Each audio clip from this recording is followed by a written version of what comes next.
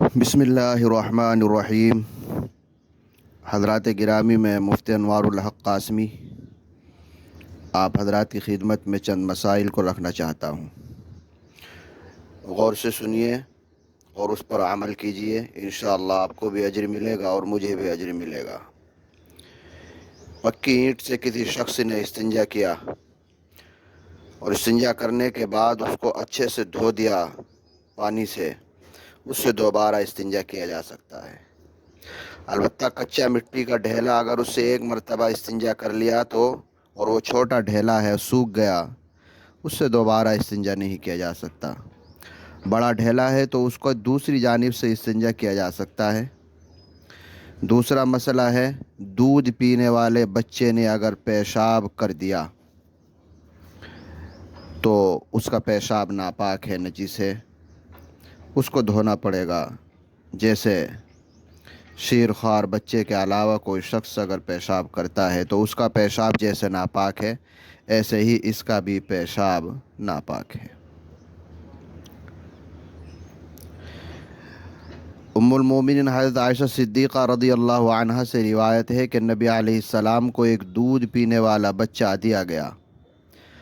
آپ نے اس بچے کو گود لے لیا اور اس نے آپ کی گود میں پیشاب کر دیا، تو آپ نے پانی منگوایا اور اس کو دھویا۔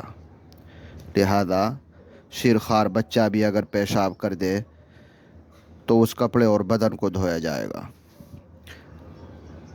پیشاب اگر زمین پر گرا اور خشک ہو گیا، کچی زمین ہے، اس میں جذب ہوا اور زمین خشک ہو گئی تو وہ زمین پاک ہو جاتی ہے، وہاں پر نماز پڑھی جا سکتی ہے۔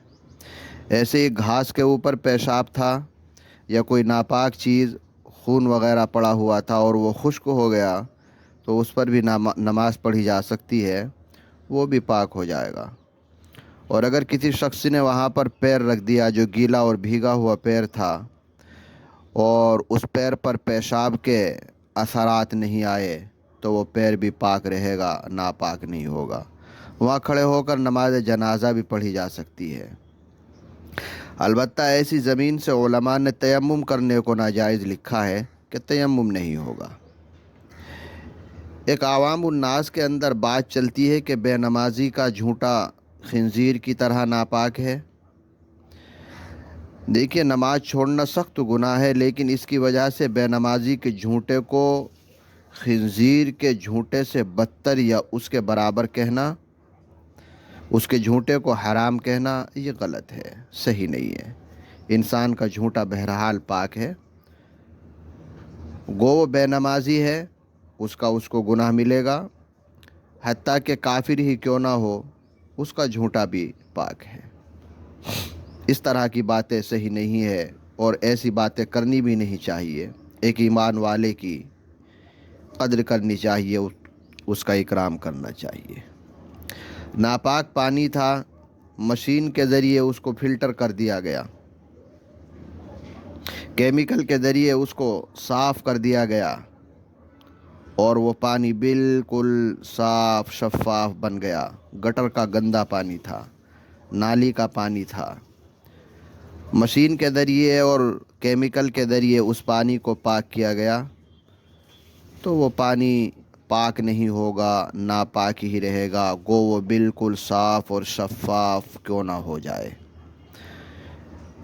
مشین کے ذریعے جو صفائی پانی کی گئی وہ موجب طہارت نہیں بن سکتی، لہذا ناپاک پانی جس طریقے سے صاف کرنے سے پہلے ناپاک تھا، اسی طرح بعد میں بھی ناپاک رہے گا۔ اگر وہ پانی کپڑے یا بدن پر لگ جائے تو حسب عادت اسے دھونا ضروری ہے۔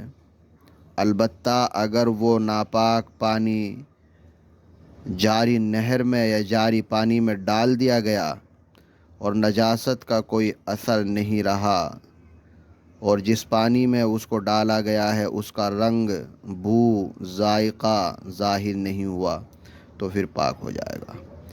یا اس کو مائع کثیر میں ڈال دیا گیا، جس کو 10 ہاتھ لمبا اور 10 ہاتھ چوڑا، ہم نے پچھلے ایپیسوڈ میں بتایا تھا کہ اس کی لمبائی اور چوڑائی 10 ذراع ہے۔ 10 ہاتھ کا مطلب ہے کوہنی سے آگے کا ہاتھ، ذراع جس کو کہا جاتا ہے، جس کی لمبائی علماء نے 18 انچ لکھی ہے، ایک زرا 10 ہاتھ لمبا اور 10 ہاتھ چوڑا ہے۔ تو ایسا پانی اگر اس میں اس طریقے کا پانی ناپاک پانی ڈال دیا گیا اور اس کا رنگ، بو اور ذائقہ نہیں بدلا تو وہ پانی پاک رہے گا۔ وآخر دعوانا ان الحمد للہ رب العالمین۔